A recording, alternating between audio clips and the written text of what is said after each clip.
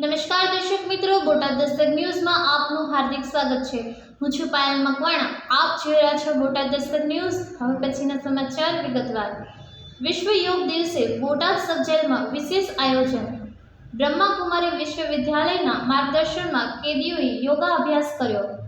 21 જૂન વિશ્વ યોગ દિવસ નિમિત્તે બોટાદ સબ જેલમાં વિશેષ કાર્યક્રમનું આયોજન કરવામાં આવ્યું હતું।